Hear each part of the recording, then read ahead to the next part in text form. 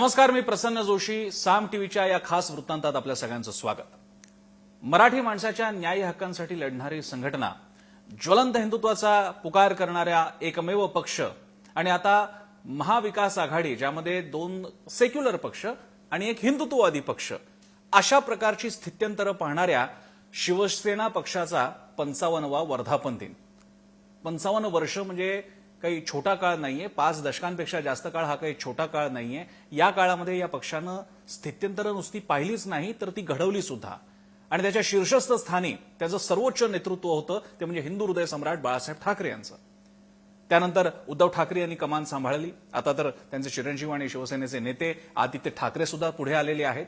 या स्थित्यंतराच्या काळामध्ये शिवसेनेला महाराष्ट्राने बघितलं आणि महाराष्ट्राला शिवसेनेने बघितलं, घडवलं, त्यात भाग सुद्धा घेतला. त्याचे विविध कंगोरे आहेत, त्यावरती वेळोवेळी टीका टिप्पणी सुद्धा झालेली आहे, कौतुक सुद्धा झालेलं आहे. पण हे मात्र खरं आहे की भारताच्या राजकारणात आजच्या तारखेला महाराष्ट्राच्या राजकारणामध्ये शिवसेनेला ओलांडून कोणालाही पुढे जाता येणार नाही. ते जसं म्हणतात की you may hate them, you may ignore them, you may hate them, you may love them, but you can't ignore them. तसं झालेलं आहे. शिवसेनेला इग्नोर करता येणार नाही आजच्या या राजकारणाच्या काळात. अशा स्थितीमध्ये या वर्धापन दिनाला सामोरं जात असताना शिवसेनेच्या या वाटचालीकडे हा पक्ष कसा पाहतो, त्यांचे नेते कसं पाहतात, यासाठी आपल्यासोबत आहेत खास पाहुणे, जे पक्षनेते तर आहेतच, पण शिवाय ते पत्रकार आहेत, संपादक आहेत. त्यामुळे तर त्यांची खास दृष्टी आपल्याला महत्वाची आहे, कारण ते बघू शकतात, थोडंसं बाहेर पडून बघू शकतात आपल्या पक्षाकडे. ते म्हणजे शिवसेनेचे नेते खासदार संजय राऊत सर. राऊत सर, तुमचं स्वागत आहे साम टीव्हीवर. नमस्कार. सगळ्यात आधी तुम्हाला शुभेच्छा, तुमच्या पक्षाला शुभेच्छा. एवढा मोठा काळ तुम्ही सगळ्यांनी बघितलेला आहे आणि त्याच्यामागचे कष्ट सुद्धा सगळ्यांनी पाहिलेले. हा काही छोटा म्हणजे आज या अशा वातावरणात मुलाखत होत असताना त्याच्यामागचे कष्ट सगळ्या महाराष्ट्राने पाहिलेले आहेत. मुलाखत सुरू करताना मी एक तुमची स्टाईल, त्याबाबतीत पहिल्या प्रश्नासाठी तरी मी तुमची स्टाईल घेणार आहे. तुमच्या दरवेळीच्या मॅरेथॉन मुलाखती होतात, म्हणजे आधी बाळासाहेबांच्या तुम्ही केल्या, मग उद्धव ठाकरेंच्या केल्या. तुमचा पहिला प्रश्न असा असतो, कसं चाललंय तुमचं? तुम्ही अशा प्रश्नाने सुरू करा, कसं चाललंय तुमचं. म्हणजे मी हे कधी समजूच शकलो नाही की एखादा पहिला प्रश्न कसं चाललंय तुमचं कसं, पण तुम्ही त्याला एक जो इन्फॉर्मल टच देता, कसं चाललंय तुमचं, काय सगळं ठीकठाक ना सगळं, जसं आपण बोली भाषेमध्ये भेटल्यावरती बोलतो. तर माझा तुम्हाला तोच प्रश्न आहे, कसं चाललंय तुमचं, शिवसेनेचं कसं चाललंय, सगळं ठीक आहे ना? तर तुमच्या या प्रश्नाचं 55 वर्षापासून शिवसेनेचं ठीकच चाललेलं आहे. आणि आपण जो प्रश्न विचारला मला, हा प्रश्न मी अनेकदा बाळासाहेबांना सुद्धा विचारत असायचो, उद्धव ठाकरेंना विचारतो. मी ज्या मुलाखती घेतल्या मॅरेथॉन, हा बेसिकली फक्त माननीय हिंदू हृदय सम्राट बाळासाहेब ठाकरे यांचे, उद्धव ठाकरे आणि मधल्या काळात मी शरद पवार यांची घेतली होती. आणि त्यांनाही माझा हाच प्रश्न होता, कसं चाललंय तुमचं. कारण लोकांना हे कळलं पाहिजे की इतके बुलंद नेते या महाराष्ट्रात निर्माण झालेले आहेत. आपण त्यांना पाहतो आहे, आपण त्यांना अनुभवतो इतके वर्ष. आधी यशवंतराव चव्हाणांपासून बोलतो मी, आम्ही त्यांना फार लहान वयात पाहिलेलं आहे. तर प्रत्येकाचं काय चाललंय ह्याच्याविषयी महाराष्ट्राला कायम एक ज्याला उत्सुकता आकर्षण राहिलेलं आहे. आणि शिवसेना सुद्धा या सगळ्यांबरोबर वाढत गेली. अगदी यशवंतरावांपासून आपण म्हटलं तर शिवसेनेचं बोट प्रत्येकानं पकडलंय. म्हणजे मार्मिकचं उद्घाटन यशवंतराव चव्हाण यांनी केलेलं आहे. म्हणजे चळवळीमध्ये यशवंतरावांचा सहभाग आहेच त्या मराठी माणसांच्या. आणि यशवंतरावांच्या अखेरच्या काळामध्ये जेव्हा बाळासाहेब ठाकरे त्यांना भेटायला गेले होते, हे बाळासाहेब आम्हाला सांगतात, त्या न्यू रिव्हेरा बिल्डिंग तिथे राहायचे यशवंतराव, तेव्हा यशवंतराव बाळासाहेबांना म्हणाले, ते जे अजरामर वाक्य आहे की महाराष्ट्रात मुंबई आहे पण मुंबईत महाराष्ट्र दिसत नाही. म्हणजे ह्याच वेदनेतून शिवसेना निर्माण झाली. म्हणजे शिवसेना निर्माण झाल्यावर सुद्धा, काँग्रेसनं अनेक वर्ष इथे राज्य केल्यावर सुद्धा, ज्यांनी शिवसेनेला उघडपणे विरोध सुद्धा केला असे मोठे नेते यशवंतरावांसारखे, त्यांना जी खंत आहे की मुंबईत मराठी ठसा दिसत नाही, म्हणजे मुंबईत महाराष्ट्र नाही, महाराष्ट्रात मुंबई आहे. शिवसेनेनं गेल्या 55 वर्षामध्ये, तुम्ही म्हणताय हिंदुत्व स्वीकारलं, अनेक या गोष्टी स्वीकारल्या, सेक्युलरिझम स्वीकारलं, पण शिवसेनेचा जो आत्मा आहे हा मराठी माणसासाठी लढणं, मराठी पण टिकवणं आणि मराठी माणसाला जमेल तशी ताकद देणं. पण मग मराठी पण हा आत्मा असेल तर मग हिंदुत्व काय? का हिंदुत्वामध्ये मराठी येत नाही का? आहे ना. आता पश्चिम बंगालमध्ये तुम्ही पाहाल ना, आता पश्चिम बंगालमध्ये सुद्धा शेवटी भूमिपुत्रांच्याच लढ्यांवरती सगळे उभे राहत आहेत. अनेक राज्यामध्ये शिवसेना जेव्हा स्थापन झाली, जेव्हा बाळासाहेबांनी स्थापन केली, तेव्हा शिवसेनेवरती प्रांतीयवादाचा शिक्का बसला. पण त्यानंतर या देशामध्ये तेव्हा बाळासाहेब म्हटले की या देशाचं राष्ट्रीय राजकारण पुढे प्रांतीय पक्षांच्या हातात जाणार आहे. हे बाळासाहेबांनी 50 वर्षापूर्वी सांगितलं होतं. आणि आज आपण पहा, ठीक आहे, आज या घडीला सुद्धा सुदैवाने नरेंद्र मोदींना पूर्ण बहुमत आहे. आज पूर्ण बहुमत आहे. पण मागचा बराच काळ राष्ट्रीय राजकारण हे प्रांतीय नेत्यांच्याच हातामध्ये गेलं होतं, आघाड्या. आणि 2024ला परत एकदा रिजनल पार्टींनाच महत्त्व येणार आहे. रिजनल पार्टीज या देशाचं राजकारण आजही चालवतात, उद्याही चालवतील. प्रांतीय असणं हा गुन्हा नाही, पण आम्ही राष्ट्रीय आहोत. जसे बाळासाहेब जे म्हणायचे की महाराष्ट्रामध्ये मी मराठी आहे, पण देशामध्ये मी भारतीय आहे. इथे मी पंजाबी असेन, कुठे बंगाली असेन, पण मी भारतीय आहे. मी इथे जय महाराष्ट्र म्हणेन, जय हिंद जय महाराष्ट्र म्हणेन. पण पंजाबला जाईन तेव्हा जय हिंद जय पंजाब म्हणेन. प्रत्येक आपण प्रांतीय जी रचना केली राज्याची, लिंग्विस्टिक स्टेट ज्याला म्हणतो, ती घटनेनुसार केली आहे. त्याला आमचा काय दोष आहे? कोणाचाही दोष नाही. पण ते तर टीका करतात. आता काय जनाब सेना झाली, आता हिंदू हृदय सम्राटच्या ऐवजी जनाब मरहूम बाळासाहेब ठाकरे वगैरे म्हटलं जातं, आणि तरी सुद्धा शिवसेनेचं रक्त खवळत नाही. कशाला आणि मग काय अजान नमाज पठण स्पर्धा वगैरे काय घेतल्या जातात. बघा, भारतीय जनता पक्षाचे नेते काय म्हणतात त्याच्यावरती महाराष्ट्राचं देशाचं राजकारण ठरत नाही. गेल्या 55 वर्षापासून शिवसेना इथे आहे. कोणाला असं वाटलं नव्हतं की शिवसेना मुंबईच्या बाहेर जाईल.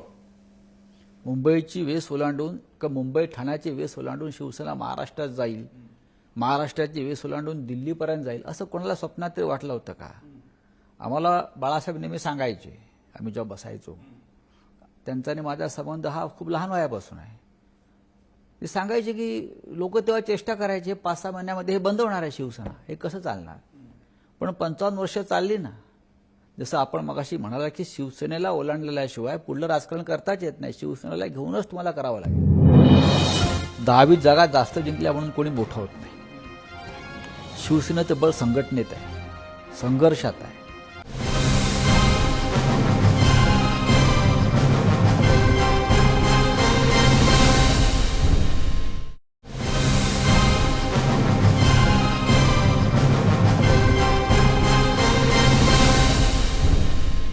आता या गोष्टीकडे बघतोय की शिवसेनेचा प्रवास आणि त्याच्यानंतर मग पहिल्यांदा युती सरकार आलं आणि मग आताचं सरकार महाविकास आघाडीचं सरकार आलेलं आहे. शिवसेनेला ओलांडून जसं जाता येत नाही त्याचप्रमाणे महाराष्ट्रामधला शिवसेना भाजप युतीचा प्रयोग हा भाजपच्या हिंदुत्वाचा कोणाला तरी सोबत घेण्याचा सुद्धा मोठा प्रयोग राहिलेला आहे. त्याची सुरुवात म्हणजे प्रमोद महाजनांनी त्याची पाया रचला होता, तुमच्याकडनं सुद्धा त्याला प्रतिसाद मिळाला होता. आज जे 2 ध्रुव तयार झालेले आणि आता भाजपाचं वातावरण भारतात पसरलेलं आहे, महाराष्ट्रात सुद्धा त्यांनी आज 100शी वेस त्यांनी एकट्याच्या बळावरती ओलांडलेली आहे. या स्थित्यंतराकडे 55 वर्षाची शिवसेना कशी पाहते? आपला स्पेस कुठे आहे? का आपल्या स्पेसमध्ये हे कधी धाकटे भाऊ म्हणत होते, आता हे थोरले कधी झाले, असा प्रश्न पडतो? नाही, अजिबात पडत नाही. 10-20 जागा जास्त जिंकल्या म्हणून कोणी मोठं होत नाही. शिवसेनेचं बळ संघटनेत आहे, संघर्षात आहे. बघा, सत्ता येते सत्ता जाते, हे आमचं काय म्हणणं आहे. सत्ता नव्हती आमच्याकडे किंवा आम्ही सदैव विरोधी पक्षात राहिलो तरी शिवसेना तीच आहे. आता माझ्यासारखा माणूस आहे, हा कधी सत्तेच्या जवळही गेला नाही. सतत संघटनेचं काम करत राहिला किंवा सामनाचं काम करत राहिला. माझ्यासारखे असे असंख्य लोक आहेत जे फक्त आयुष्यभर संघटनेचंच काम करत राहिले. संघटनेचं काम फक्त RSSमध्ये होतं असं नाही, किंवा बीजेपीत होतं असं नाही. बरं, शिवसेना सुद्धा आजही आमचा शाखा प्रमुख असेल, त्याच्यावर विभाग प्रमुख असेल, खाली बाळासाहेबांनी जी रचना केलेली आहे गटप्रमुख असेल, हे सदैव पक्षाचं काम करतात, पक्ष मजबूत करतात. आणि संघटना हीच ताकद आहे. सत्ता ही ताकद कोणत्या पक्षाची होऊ शकत नाही. तुम्ही म्हणालात की बाळासाहेब विचार करायचे की हे खड्ड्यांचे आणि पाण्याचे प्रश्न आपण महापालिकेत गेल्याशिवाय सोडवू शकत नाही, आपल्याला बोलायचा अधिकार नाही. पण तुम्ही आता गेल्यानंतर ते प्रश्न सुटलेत असा आपला दावा आहे? मला असं वाटतं की प्रश्न सुटत असतात, नवीन खड्डे निर्माण होत असतात, ते परत भरले जातात. मी स्वतः कधी महानगरपालिकेच्या संदर्भात लक्ष घालत नाही. मी जसं मगाशी म्हटलं की मी मंत्रालय असेल, महानगरपालिका असतील, याच्यात लक्ष घालत नाही. पण मी जे वाचतो ऐकतो त्यानुसार महापालिका असतील, कोणती महानगरपालिका असेल, मी सतत काम करत असते, सरकार सतत काम करत असतं. मुंबईची व्याप्ती एवढी वाढलेली आहे, लोकसंख्या एवढी वाढलेली आहे, वाहनं एवढी वाढलेली आहेत, पाऊस एवढा मुसळधार पडतोय, मुंबईला चारी बाजूने समुद्राने वेढलेला आहे. हे अनेक प्रश्न गेल्या काही दिवसामध्ये भेडसावतात. याचा अर्थ महापालिका कामच करत नाही हा आरोप विरोधी पक्ष करत असतो. आता पाऊस येतो, पाणी तुमतं, खड्डे होत आहेत, ते परत भरले जात आहेत. उद्या आमच्या जागी दुसरं कोणी येऊन बसलं तरी प्रक्रिया तीच चालू राहणार आहे. तुम्ही आरोप कराल, आम्ही काम करत राहू, परत आरोप कराल, परत काम करत राहू. मी पुन्हा एकदा पक्ष संघटनेकडे नेतोय, कारण आपल्या नेहमीचे करंट विषयांकडे आलो तर आपले आधीचे विषय, कारण शेवटी पक्ष स्थापनेच्या वर्धापन दिनाच्या हिशोबाने आपण मुलाखत घेतोय. तुम्ही दोन स्थित्यंतरं पाहिली प्रामुख्याने, एक बाळासाहेबांचं नेतृत्व, त्यांचं आतापर्यंतचं आयुष्य, राजकीय आयुष्य, आणि त्यानंतर मग उद्धव ठाकरे येतात मेनस्ट्रीममध्ये, शिवसेनेची धुरा सांभाळतात आणि हे दुसरं पर्व सुरू झालेलं आहे. या दोन नेत्यांमध्ये, आणि खास करून जसं तुम्ही बाळासाहेबांचं सांगितलं की शिवसेना मुंबईच्या बाहेर जाणार नाही, हा काही फार दिवसांचा पक्ष नाही आणि पुढे काय झाला तो इतिहास आहे. उद्धव ठाकरेंबद्दल सुद्धा असं म्हटलं जात होतं की कसं सांभाळणार शिवसेना, तर रस्त्यावरची रावडी संघटना, कसं होणार आहे सगळं. हे स्थित्यंतर तुम्ही कसं पाहत होता? म्हणजे ज्यामुळे तुमच्यातले तुम्ही एकमेव असे पत्रकार असाल की जे पक्षात असून सुद्धा थोडीशी त्या तटस्थ बुद्धीने दृष्टीने बघू शकता, ते कसं बघत होता तो? नाही, उद्धव ठाकरे आणि नेतृत्व घेतलं, शिवसेना पुढेच गेलेली आहे. म्हणजे जसं बाळासाहेब ठाकरेंनंतर शिवसेनेचं काय होणार हा प्रश्न कायम लोक विचारत होते ना, किंवा लोक वाटच पाहत होते की शिवसेना आता बुडणार. आता त्यावेळी शिवसेनेचं असं अस्तित्व होतं की एखाद्या भाऊपाद्यांसारख्या मोठ्या लेखकाला राडासारखी कादंबरी लिहावी लागत होती. शिवसेनेचं अस्तित्वच तसं होतं. हो, राडा आजही आहे ना. मी कुठे म्हणतो राडा नाही म्हणून. काल आपण राडा पाहिला सेनाभवनासमोर. आजही एक मोठा वर्ग शिवसेनेतला आहे, तो या राडा संस्कृतीशीच मानलेला आहे. मी स्वतः आहे, संघटना आहे, संघटनेचा चेहरा आहे, स्वरूप आहे, ते आम्हाला टाळताच येणार नाही. बरं, राडा काय आम्ही आमच्या व्यक्तिगत स्वार्थासाठी करतो का? नाही ना. की आम्हाला काय चार चवल मिळावे म्हणून करतो का? नाही. या लढाया ज्या आहेत, प्रत्येक वेळा आम्ही हे राडे आहेत, हे विषयाला धरून आहेत. सत्ता असल्याचा नसल्या त्याच्यात फरक पडत नाहीये. शिवसेना भवनावरती जर कोणी चाल करून देत असेल तर शिवसेने कसा गप्प बसेल? अजिबात बसणार नाही. आमच्या नेत्यांवरती कोणी चिखलफेक करत असेल, महाराष्ट्रासंदर्भात काही विषयांसंदर्भात काही अन्यायाच्या गोष्टी होत असतील तर नक्कीच शिवसेना ह्याच्यामध्ये पडणार. आमच्याशिवाय दुसरं ताकदीनं महाराष्ट्राच्या प्रश्नावर, मराठीच्या प्रश्नावर लढणारं कोणी आहे का? बेळगावचा प्रश्न आहे, सीमा भागाचा प्रश्न आहे. बघा, हा सुद्धा 70-60 वर्षापासून पेंडिंग आहे. त्यात शिवसेनेनं 69 हुतात्मे दिलेले आहेत. पण जेव्हा तिथे बेळगावमध्ये आजही मराठी माणसावरती एखादी लाठी उगारली जाते तेव्हा इथे प्रतिकार शिवसेनाच करते ना. कोल्हापूर असेल, सांगली असेल, सातारा, या सीमा भागातला शिवसैनिक रस्त्यावरती उतरतो आणि मग तो त्याला प्रतिहल्ला करतो. आता ह्याला तुम्ही राडा म्हणा, संस्कृती म्हणा, आम्ही म्हणतो हा महाराष्ट्राच्या अस्मितेचा लढा, ही लढाई आहे, ती आम्हाला लढावीच लागेल. आमच्या नंतरही कोणी लढणार नाही. लढून दाखवावं ना, हिमतीनं लढावं. भारतीय जनता पक्ष हिंदुत्ववादी आहे, पण ज्या उघडपणे आजही आम्ही हिंदुत्वाचा पुरस्कार करतो, तसा पुरस्कार देशाचे पंतप्रधान करणार आहेत का? राष्ट्रपती करू शकतात का?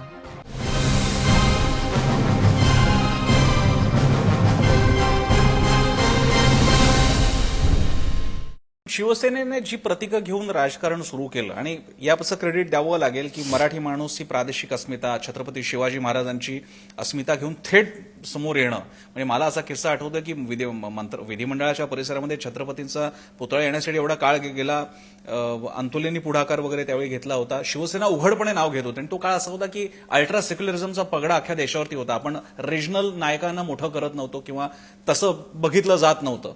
माझा तुम्हाला प्रश्न आहे, आज ती भाषा, आज ते नायक आता सगळेच आहेत. म्हणजे छत्रपती शिवराय सगळ्यांचेच आहेत, राष्ट्रवादी उघड नाव घेते, काँग्रेस घेते, जयंत्या साजऱ्या होतात. हे सगळं असताना शिवसेना आता नवीन काय भाषा वापरणार? तुमचे सगळे मुद्दे बाकीचे वापरतात. राज ठाकरे तर मराठीच्याच मुद्द्यावर आहेत. हो, पण कुठे आहेत ते? कोणी काही वापरू द्या, भारतीय जनता पक्ष हिंदुत्ववादी आहे, पण ज्या उघडपणे आजही आम्ही हिंदुत्वाचा पुरस्कार करतो, तसा पुरस्कार देशाचे पंतप्रधान करणार आहेत का? राष्ट्रपती करू शकतात का? या राज्याचे विरोधी पक्षनेते, माजी मुख्यमंत्री करू शकणार आहेत का? पण आमच्यामध्ये हिंमत आहे, आमचं शुद्ध आहे सगळं, आमच्यामध्ये भेसळ नाही आहे. जे आमच्या मनाला पटलं आणि पटेल, जे आम्ही स्वीकारलं आहे, बरं का, ते आम्ही सरड्यासारखा रंग बदलूच शकत नाही. आमचा डीएनए वेगळा आहे, आमच्या डीएनएमध्ये भेसळ नाही आहे, एक लक्षात घ्या. त्याच्यामुळे हिंदुत्व असेल, मराठी पण असेल, भूमिपुत्रांवरील अन्यायाचा विषय असेल, आम्ही आमचे मुद्दे कधीही सोडलेले नाहीत. बाळासाहेबांनी सुद्धा सोडले नाहीत, आम्हीही सोडले नाहीत. आता महाविकास आघाडीचं जे काही कॉम्बिनेशन पाहायला मिळतंय, हा या 3 पक्षांसाठीचा आपत्धर्म आहे का आता यापुढे महाराष्ट्राचं हे राजकीय वास्तव आहे? शिवसेना यापुढे या 2 पक्षांसोबत असेल की ज्यांच्यावरती अख्खं शिवसेनेचं राजकारण विरोधात गेलं? बघा, राजकारण हे चंचल आहे. तुम्हाला 2 वर्षापूर्वी असं वाटलं होतं की असं काही घडेल? नव्हतं वाटलं. देवेंद्र फडणवीस यांना असं वाटलं होतं का की ते मुख्यमंत्रीपदी परत राहणारच नाही, येथील किंवा येणार नाहीत? 105 आमदार त्यांच्याकडे आहेत ना, होते. 105 संख्या फार मोठी आहे. महाराष्ट्रासारख्या राज्यामध्ये 105 आमदार निवडून येणं एखाद्या पक्षानं हे कमी नाहीये. पण इकडे फक्त एक उपप्रश्न, हा देवेंद्र फडणवीसांनी त्यांचा जो राईज, ते आमदार तर होतेच, पण त्यांचा जो राईज आहे तो गेल्या 5-7 वर्षातल्या 2014च्या आसपासपासून ते सुरू झालेला आहे. त्याच्यानंतर 105 आमदार भाजपचे येतात फडणवीसांच्या नेतृत्वाखाली, आणि बाळासाहेबांपासून आता उद्धव ठाकरेंपर्यंत जो प्रादेशिकच पक्ष आहे. आणि हा प्रश्न मी परवा जयंत पाटलांना पण विचारला होता, तुम्हा मंडळींना, तुम्हा प्रादेशिक अस्सल मातीतल्या महाराष्ट्रातल्या पक्षांना मात्र हा आकडा पुरवता नाही आला नाही. हे न्यून नाही का शिवसेनेचं? हे न्यून नाही का? नाही, न्यून नाही म्हणता येणार. बघा, इतर राज्यामध्ये प्रादेशिक पक्ष जे आहेत, ममता बॅनर्जी आहेत. ममता बॅनर्जीच्या आधी तिकडे इतर कुठलाही प्रादेशिक पक्ष सत्तेवर नव्हता, आणि ममता या एकमेव तिथे आहेत. ममतानं तिथे कोणाचं आव्हानच नाही, तिथे काँग्रेसचं अस्तित्व नाही. तिथे कम्युनिस्टांचा जो काय गेला 20-21 वर्षामधला जो काय कारभार होता त्याला कंटाळून लोकांनी ममताला मतदान केलं, अनेकदा वारंवार केलं. दुसरं असं आहे की तामिळनाडूमध्ये कायम 2 पक्षांचीच ताकद आहे. तिथे काँग्रेस 40-50 वर्ष तिकडे काँग्रेससारख्या पक्षाचं अस्तित्वच नाही. उत्तर प्रदेशात सपा बसपा आहे. उत्तर प्रदेशमध्ये सुद्धा कधी सपा कधी बसपा होती. तुम्ही पहा, तिकडे लालू यादवांचा पक्ष सुद्धा बराच काळ सत्तेत राहिला. मग जेडीयू, महाराष्ट्रामध्ये शरद पवारांसारखा नेता किंवा काँग्रेस ही महाराष्ट्र काँग्रेसचा कायम बालेकिल्ला राहिला. अत्यंत वाईटात वाईट काळ सुद्धा काँग्रेसला महाराष्ट्रात यश मिळालं. याचं कारण महाराष्ट्रातल्या ग्रामीण भागामध्ये, मग मराठवाडा असेल, विदर्भ असेल, काँग्रेसचं नर्सिंग चांगलं झालेलं आहे. यशवंतराव चव्हाणांच्या काळापासून त्यांनी कार्यकर्ते तयार केले, त्यांनी नेते तयार झाले, त्यांचे सहकार चळवळ महाराष्ट्रात जेवढी आहे ती देशात कुठे नाही. बघा, नेता नव्हता महाराष्ट्रात आधीसुद्धा आणि आतासुद्धा, तरीसुद्धा 40-45 जागा मिळत राहिल्या. संपूर्ण देशामध्ये इंदिरा गांधींचा पराभव आणि त्यांच्या विरुद्ध लाट असताना सुद्धा महाराष्ट्रामध्ये काँग्रेसला तेव्हा यश मिळत होतं. मर्यादित असेल, पण काँग्रेस आहे महाराष्ट्रात. एकमेव राज्य होतं जिथे काँग्रेस दिसत होती. अशा परिस्थितीमध्ये शिवसेना निर्माण होणं, शिवसेना टिकणं, आणि 55 वर्ष कधी काळी शिवसेनेचा एकही आमदार नव्हता. मग हळूहळू कधी नवलकर निवडून आले, कधी वामनराव माडिक निवडून आले, कधी भुजबळ एकदा निवडून आले, कधी रमेश प्रभू एकदा. शिवसेनेचं टार्गेट काय? मग हळूहळू हिंदुत्वाचा विषय आल्यावरती आम्ही 55 आले, मग 70 झाले, मग 70 आली. बघा, आता शरद पवारांची एक ताकद आहे, राष्ट्रवादी काँग्रेस पक्ष. आम्ही आहोत. या महाराष्ट्रामध्ये 2 पेक्षा जास्त रिजनल पक्ष आहेत. प्रत्येकानं आपली स्पेस घेतलेली आहे, आणि मला असं वाटतं की त्यातून आता आम्हाला पुढे जायचं आहे. 55 आमदार असली, कोणाचे 60 असतील, कोणाचे 70 असतील. 2024ला काय होईल मी आता सांगू शकत नाही, पण आम्ही इतकं वर्ष राजकारणामध्ये टिकून आहोत, राष्ट्रीय राजकारणामध्ये आम्ही आहोत. हे आमच्यासाठी महत्वाचं आहे. आम्ही आमचे मुद्दे ठामपणे मांडतो. शेवटी राजकारण काय असतं? तुमचे मुद्दे मांडणं. आता कम्युनिस्ट पक्षाची ताकद नाही आहे फार, जशी पूर्वी होती. ते देश चालवायचे. मग त्यांचे पश्चिम बंगालमधून निवडून यायचे, केरळातून यायचे, आंध्रमधून निवडून यायचे, पंतप्रधानच झाले असते ती संधी झाली असते. पण आज त्यांची ताकद नाही, पण त्यांचे मुद्दे ते मांडत असतात. त्यांचा आवाज क्षीण झाला असेल, पण मुद्दे आहेत. आमचा आवाज क्षीण झालेला नाहीये. आमचा आवाज तोच आहे. एक आमदार असतानाही तेवढाच आवाज होता, आणि आज राज्याचे मुख्यमंत्री असताना शिवसेना तीच आहे, त्यात बदल होणार नाही. पण यामध्ये जो दुरावा तयार झाला नाही, परवा पंतप्रधानांची भेट झाली, ते खासगी भेट सुद्धा झाली उद्धव ठाकरेंची, आणि मग नंतर शिवसेनेकडून स्टेटमेंट आलं की आम्ही सत्तेच्या मध्ये जरी नसलो तरी मानसिक दुरावा नाही, अशा आशाचं ते विधान होतं. आम्ही मानतो ते. आता पवार साहेबांचं आणि आमच्यामध्ये 5 वर्षापूर्वी प्रचंड मतभेद होते. आम्ही एकमेकांवरती खूप हल्ले करायचो. पण आमच्यात मानसिक दुरावा नव्हता, म्हणून तर आम्ही एकत्र येऊ शकलो. महाराष्ट्राच्या मातीचं ते एक वैशिष्ट्य आहे ना, आम्ही व्यक्तिगत शत्रुत्व नाही करत कधीही, बिरजेचं राजकारण करतो. तो शब्द यशवंतरावांनी जरी आणला असला ती बाळासाहेबांनी पण आणला. बाळासाहेब ठाकरेंनी सुद्धा कोणाला व्यक्तिगत शत्रू मानले नाही. मी शरद पवारांबरोबर अनेक वर्ष त्यांचं राजकारण पाहतोय, अभ्यास करतोय. त्यांनी सुद्धा अनेकदा हे बिरजेचं राजकारण करण्याचा प्रयत्न केला. डेअरिंग म्हणा हे किंवा सगळे आरोप आरोप करण्याची क्षमता बघा, हे आता केलं नव्हतं. पण तुम्ही ज्यांच्याबद्दल म्हणतायत मानसिकदृष्ट्या दुरावलेत, नाही दुरावलेत, त्यांचे नेते आता थेट आंदोलन डायरेक्ट आवाज देऊ लागले. ते मग आवाज दिला होती, काल आवाज काढला ना. जेव्हा खोटे आवाज देते ते आवाज काढतो.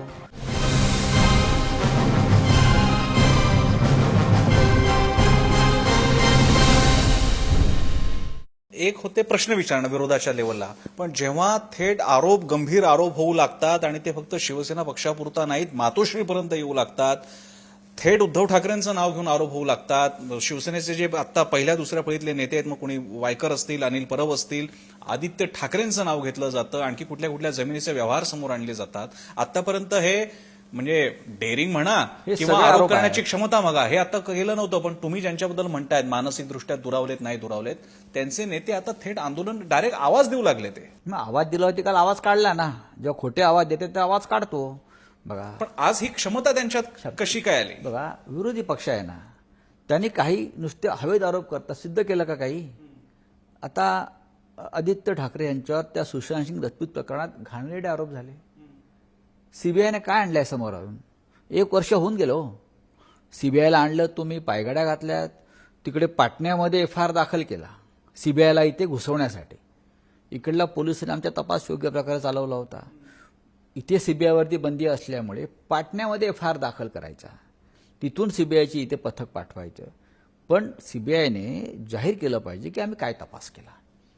इकडल्या भाजपच्या नेत्यांनी त्या काळामध्ये जे आरोप केले, ज्या प्रकारचा चिखलफेक केली सगळ्यांवरती, आमच्यावरती, काय झालं त्याचं? आता भाजप बोलत नाही, सीबीआयचे प्रवक्ते बोलत नाहीत, कोणीच बोलत नाही.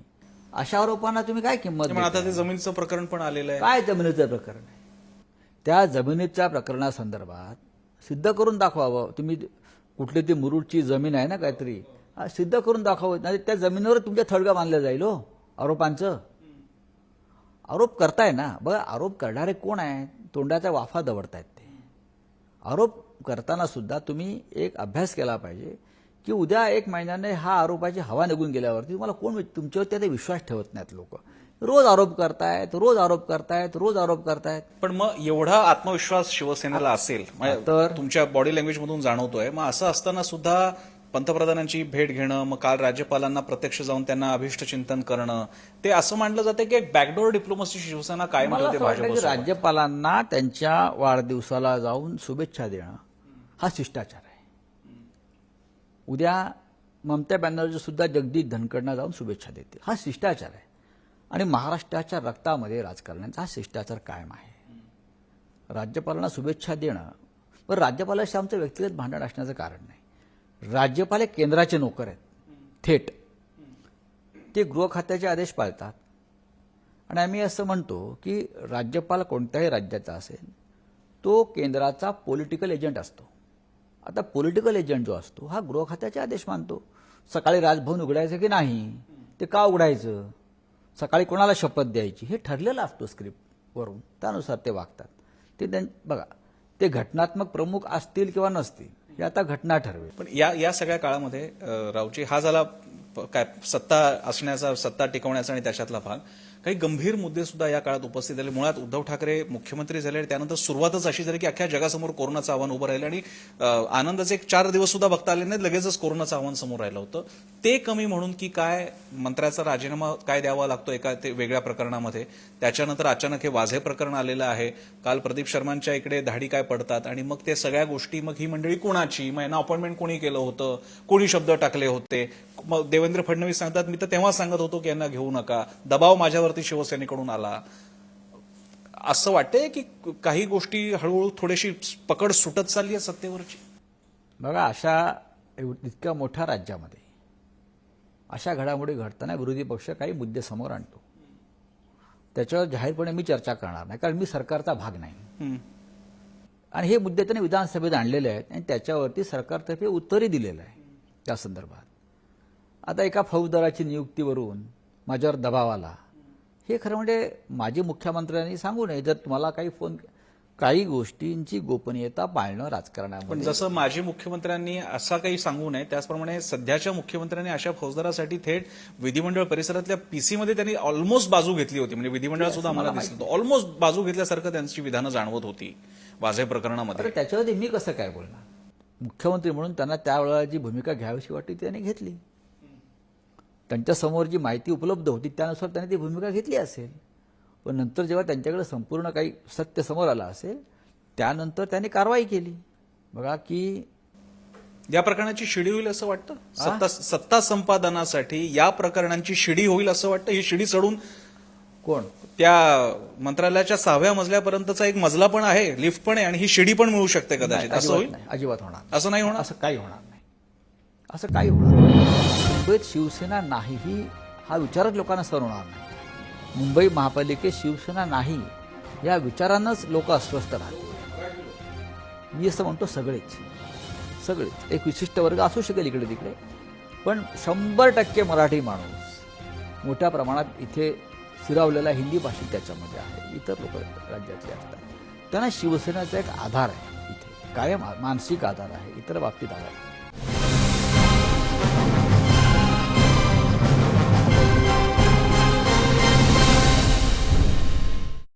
मी मुलाखतीच्या शेवटच्या टप्प्यात येत असताना मधल्या काळात काँग्रेस खूप प्रकर्षानं म्हणते की आम्ही स्वबळावरती यापुढच्या सगळ्या निवडणुका लढवणार. नाना पटोले तसं म्हणतात आणि तुम्ही पण त्याची दखल घेतली आणि म्हणालात की मग अशा स्थितीमध्ये आम्हाला आणि राष्ट्रवादीला एकत्र यावं लागेल. नेमकं चाललंय का या 3 पक्षांमध्ये? आपण सुरुवात करूयात महापालिकेपासून बघूयात आणि मग 2024 बद्दल महापालिकेचा किंवा जिल्हा परिषदेचा विषय याच्यामध्ये आणू नका. कारण अनेक स्थानिक मुद्द्यांवरती ह्या निवडणुका लढल्या जातात. म्हणजे थोडक्यात मुंबईमध्ये तिन्ही पक्ष वेगवेगळे लढणार आहेत. नाही, मी असं आता म्हणत नाही. मी स्थानिक स्वराज्य संस्था हा विषय अनेकदा आम्ही स्थानिक कार्यकर्त्यांवर सोडतो.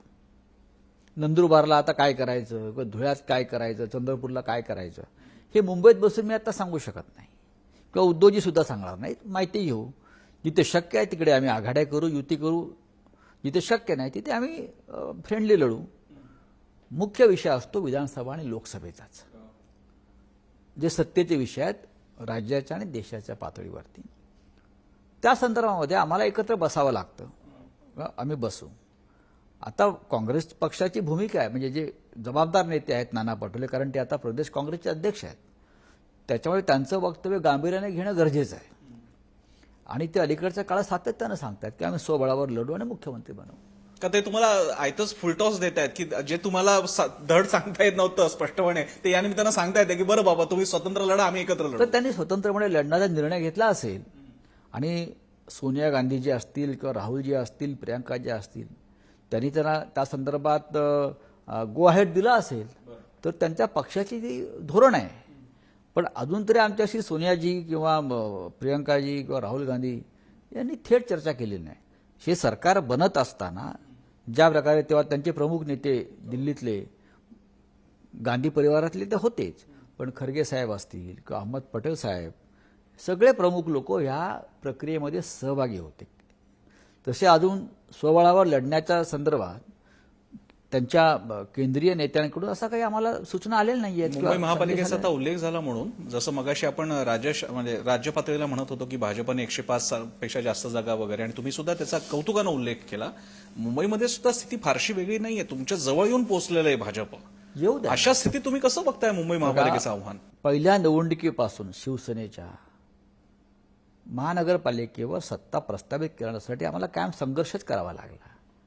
याचं कारण मुंबईची जी सामाजिक रचना झालेली आहे सगळ्या बाबतीत, ती आपण पाहता की मराठी टक्का जो शिवसेनेचा मुख्य आधार आहे तो कसा विभागला गेला आहे, तो विखुरला गेलेला आहे, तो तुटला आहे, तो मुंबईच्या बाहेर गेला आहे. 28% आपण आलोय. आता इतर घटक सुद्धा आम्हाला मदत करतात की मुंबईची रक्षण करते शिवसेना आहे. हे आता लोकांच्या हृदयात, मनात, डोक्यात एक पक्क बसलेलं आहे. त्याला सुरुंग लावण्याचा प्रयत्न भाजप अलीकडच्या काळात करतो आहे. पण मुंबईत शिवसेना नाही हा विचारच लोकांना सहन होणार नाही. मुंबई महापालिकेत शिवसेना नाही या विचारानंच लोक अस्वस्थ राहतात. लोक म्हणजे मराठी लोक.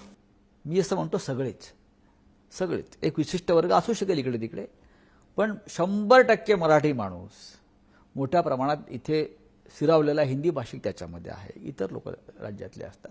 त्यांना शिवसेनेचा एक आधार आहे, इथे कायम मानसिक आधार आहे, इतर बाबतीत आधार आहे. आम्हाला तो मतदान करतो आणि आम्हाला तो विजयी करतो. त्यानंतर निवडून आल्यावरती काही ठिकाणी आम्हाला जागा कमी पडतात. अशा वेळेला महाराष्ट्रावरती प्रेम असलेले, मुंबई ही महाराष्ट्रातच राहावी, त्याच्यावरती कोणाचं बाह्य आक्रमण होऊ नये, या भावनेतून इतर सगळे पक्ष आम्हाला मदत करत आलेत गेल्या 40 वर्षापासून, बरं का, बाळासाहेबांच्या काळापासून.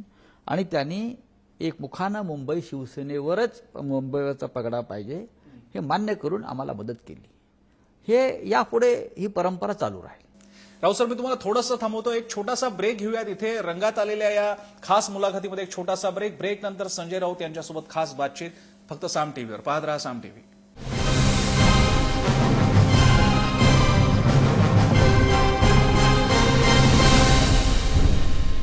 थोडा क्रिटिकली हा विषय नेहमी टीका केली जाते की आता आदित्य ठाकरेंचा हळूहळू वरचष्मा वाढत चालला आणि तो स्वाभाविक असतो. एक पुढची फळी येत असते, धाकटीपाती थोरली होत असते.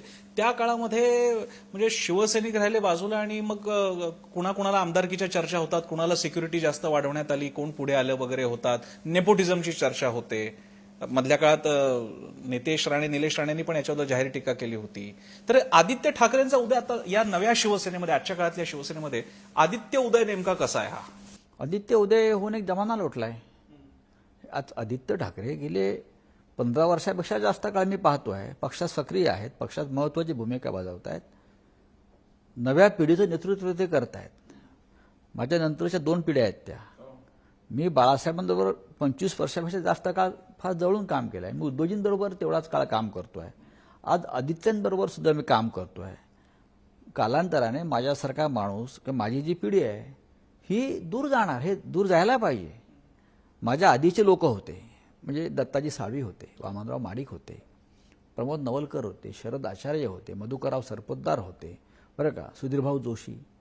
ह्यांनी पक्ष संघटनेसाठी खस्ता खाल्ल्या. त्यांनी आमच्या आधी खूप मोठं काम केलं आहे. त्यानंतर बाळासाहेबांनी स्वतः काही जबाबदाऱ्या आमच्यासारख्या नवीन नेत्यांवर सोपवून त्यांना नेता केलं. आम्ही ऋण मानतो. आम्ही इतके वर्ष काम केलं आणि आम्ही पक्षाशी बांधिलकी आमची कायम असल्यामुळे आम्हाला असं वाटतं की आमच्यानंतर हा पक्ष अधिक जोमानं पुढे जायचा असेल तर आदित्य ठाकरे ज्या पद्धतीनं आज काम करतायत, नवीन पिढी घडवतायत, त्यांना पूर्ण स्वातंत्र्य मिळायलाच पाहिजे. त्यांची टीम उभी करण्याचा, अगदी गाव पातळीवरचं म्हणतो. पण मग मध्येच आवाज असे प्रश्न विचारला जातो की अजून युवासेना सुरू नाही झाली, अजून काम सुरू नाही झालं तर लगेच त्यांना आमदारकीची स्वप्न पडतात, तिकिटासाठी लॉबिंग सुरू होतं, होऊ दे ना, तरुणांना संधी नगरसेवक व्हायचं असतं होऊ दे. मुंबईमध्ये. त्यात काय, जर कोणी काम करत असेल, कोणी निवडून येण्याची क्षमता बाळगत असेल तर त्यांना उमेदवारी देणं यात काय मी चुकीचं असं मानत नाही. आणि अनेक ठिकाणी एकापेक्षा जास्त इच्छुक असतात आणि विशेषतः जिथे निवडून यायची संधी जास्त असते तिथे इच्छुकांची गर्दी असते ना. मी मुलाखतीच्या शेवटी, आपण हे सगळे राजकीय वगैरे प्रश्न झाले, शिवसेना मुळात ठाकरेंचा आणि पर्यायानं अर्थातच शिवसेनेचा इतिहास मांडणारा एवढा तुम्ही चित्रपट दिला, ठाकरे सारखा सिनेमा आला, नवाजुद्दीनने अतिशय उत्तम काम केलं त्यामध्ये. तेव्हा चर्चा होती की दुसरा सिक्वेल पण त्याचा येणार आहे, त्याच्यात तुम्ही पुढचं राजकारण मांडणार आहात. आता या वर्धापन दिनाच्या निमित्तानं काही वेगळी घोषणा तुम्ही सामर्थ्य करू नक्कीच. इच्छिता? गेल्या 1.5-2 वर्षामध्ये या सगळ्या कोरोनाचा जो काळ आहे त्यात बरीच कामं आपण करू शकत नाही. आणि माझं एक पॅशन आहे की बाळासाहेब ठाकरे ज्यांच्याबरोबर माझं अख्खं आयुष्य गेलं, जे माझे हिरो आहेत, बरं का, आणि त्यांच्याकडे पाहूनच आम्ही सगळं शिकलो आणि त्यांनी मला घडवलं, तर सतत येणाऱ्या पिढ्यांसमोर त्यांचा इतिहास, त्यांचं कार्य राहावं म्हणून मी या माध्यमाचा वापर करतो. अजून मी एक सिनेमा, बाळासाहेबांचा दुसरा भाग सिनेमाचा मी करणारच आहे. त्याचं काम, माझं स्क्रिप्ट तयारच आहे. दुसरं मी बनवतोय जॉर्ज फर्नांडिस यांच्यावर. हो, झाला होता मध्ये उल्लेख. त्याचं सुद्धा काम माझं तयार झालंय. आता जसं हे बंधनं निर्बंध कमी होतील, कारण आश्चर्यच आहे, हिंदुत्ववादी पक्षाचे नेते आयुष्य समाजवादामध्ये घालवलेल्या नेत्यावरती फिल्म काढणार आहेत. का करू नये? जॉर्ज फर्नांडिस आणि बाळासाहेबांचे संबंध बघा, हा देश घडवण्यामध्ये अनेकांचं योगदान आहे. विचार बाजूला राहू द्या, जॉर्ज फर्नांडिस याचा संघर्ष, कांबळा चळवळीतलं योगदान, मुंबईतलं त्याचं योगदान हे विसरता येणार नाही. इंदिरा गांधींशी त्यांनी आणीबाणीत केलेला संघर्ष सुद्धा हा प्रेरणादायी आहे. तुम्ही कोणत्या विचाराचे आहात, तुम्ही माझ्या विरुद्ध विचाराचे असू शकाल, पण तुमचं योगदान या देशाच्या जडणघडणीमध्ये जर असेल तर तुम्हाला त्याला माप द्यावं लागेल. डॉक्टर बाबासाहेब आंबेडकर हे काय काँग्रेसच्या विचाराचे नव्हते, पण त्याने जे काम करून ठेवलेले आहे दलितांसाठी, शोषितांसाठी, त्याच्यामुळे सगळ्यांना त्यांची दखल घ्यावी लागते. राम मनोहर लोहिया असतील, बरं का, राम मनोहर लोहिया असतील, असे अनेक आहेत. मधु दंडवते, मला त्यांच्याविषयी काम प्रेम राहिलं. दंडवते असतील, मधु लिमये असतील, यांचं योगदान तुम्हाला मान्य करावंच लागेल. तुम्ही आमच्या विचाराचे, तुम्ही विरोधक असाल, तुम्ही हिंदुत्ववादी नसाल, ते सोशलिस्ट विचाराचे असतील. सोशलिस्ट विचाराचं असणं हा काय राजद्रोह नाही ना, हा काय राजद्रोह आहे का? ममता बॅनर्जीचे आमचे काय विचार पटतात का? नाही. पण शेवटी ती एक महिला ज्या पद्धतीनं संघर्ष करते, लढते, हे देशाला प्रेरणादायी आहे. तुम्हाला त्यांचं योगदान या देशाच्या राजकीय घडणीमध्ये मान्य करावं लागेल. आणि जॉर्ज फर्नांडिस, बाळासाहेब ठाकरे हे दोन भिन्न विचारांचे नेते, ह्यांचं जे योगदान आहे या देशाच्या राजकारणातलं आणि समाजकारणातलं, ते सदैव राहील लोकांच्या स्मरणात. माझा शेवटचा प्रश्न, पूर्णतः शेवटचा प्रश्न. मध्य काळात तुम्ही म्हणाला होतात की उद्धव ठाकरेंना तुम्ही पंतप्रधानाच्या दिशेने सुद्धा पाहता आहात, नक्कीच. राष्ट्रीय राजकारणाच्या दृष्टीने. कसं पाहताय शिवसेनेचं भविष्य? आपण आतापर्यंतचा आढावा घेतला, कसं पाहताय? नाही, मी असं समजतो की आज राष्ट्रीय स्तरावरती जर नेतृत्व करायचं असेल आणि अख्खा देश ज्या नेतृत्वाला मान्यता देईल अशा दिशेनं उद्धव ठाकरे निघालेले आहेत. महाराष्ट्राचं मुख्यमंत्री म्हणून आज देशानं त्यांना स्वीकारलंय. ठाकरे तर ते आहेतच, तो ब्रँडच आहे. पण आज राष्ट्रीय स्तरावरती एक पोकळी निर्माण झाली. नरेंद्र मोदी प्रधानमंत्री आहेत. मोदींनंतर कोण आहे हे आपण सांगू शकता का? नाही. नेता कोण आहे या देशाला? या देशाला एका नेत्याची गरज आहे. या देशातला विखुरलेला विरोधी पक्ष जो एका छत्राखाली निर्माण येईल, एक आव्हान उभं करेल, मोठ्या प्रकारे वादळ निर्माण करेल, ही क्षमता मला सातत्यानं उद्धव ठाकरे यांच्यामध्ये दिसते. ते मुख्यमंत्री होतील असं कोणाला वाटलं नव्हतं. मुख्यमंत्री झाले तरी त्यांना मुख्यमंत्रीपद कितपत झेपेल याच्याविषयी लोकांनी सुरुवातीला शंका व्यक्त केल्या. पण आज ते या देशातले सर्वोत्तम मुख्यमंत्री आहेत. अत्यंत संयमानं काम करतात, शांतपणे काम करतात, कुठे आदळापट नाही, कुठे चिडाचिड नाही. आपला कुटुंबातला एक प्रमुख माणूस आपल्याशी बोलतोय, सांगतोय, करतोय, अशा पद्धतीनं काम करतात. देशाला आज अशा संयमी नेत्याची गरज आहे. हा देश आज ज्या प्रसंगातून निघालेला आहे, ज्या कोंडीत सापडलेला आहे, देशाला एका संयमी नेत्याची गरज आहे. मोदी आहेतच, पण याचा अर्थ असा नाही का दुसरं कोणी नेतृत्व देशाचं करूच नाही. पंडित नेहरूंच्या काळामध्ये नेहरूंबरोबर 10 प्रमुख नेते होते. इंदिराजींच्या काळात सुद्धा 10 प्रमुख नेते होते. असायलाच पाहिजेत. हा देश म्हणजे 3-4 लाख लोकसंख्येचे देश युरोपमध्ये तसा देश नाहीये, किंवा इस्लामी जे देश आहेत, बरं का, लिबिया, इराक, सिरिया, तसा हा देश नाहीये. हा देश 130 कोटी लोकसंख्येचा देश आहे, खंडप्राय देश आहे, विविधतेनं नटलेला देश आहे. इथे हा देश सावरण्यासाठी एकापेक्षा जास्त नेत्यांनी नेतृत्व करणं ही काळाची गरज आहे. माझ्यामध्ये तुम्ही म्हणजे अगदी बॉटम लाईनच दिली मुलाखतीची, आणि तुम्ही शिवसेनेचं भविष्य सुद्धा वर्तवताय. या तुमच्या वाटचालीसाठी तुमच्या पक्षाला, तुमच्या पक्ष नेतृत्वाला आणि तुम्हाला सुद्धा शुभेच्छा साम टीव्ही तर्फे, आणि आम्हाला वेळ दिली यासाठी आभार. धन्यवाद. तर हे होते सामनाचे संपादक, शिवसेनेचे नेते, खासदार, आणि या सगळ्याच्या पलीकडे बाळासाहेब ठाकरेंचे सच्चे सैनिक, शिवसैनिक संजय राऊत. आपल्याला त्यांनी सविस्तर वेळ दिला आणि शिवसेनेच्या या वाटचालीबद्दल, भविष्याबद्दल, संकटांबद्दल, आव्हानांबद्दल त्यांनी वेध सुद्धा घेतला आणि मतं सुद्धा नेहमीप्रमाणे त्यांच्या धडाकेवर स्टाईलने आपल्यासोबत शेअर केले.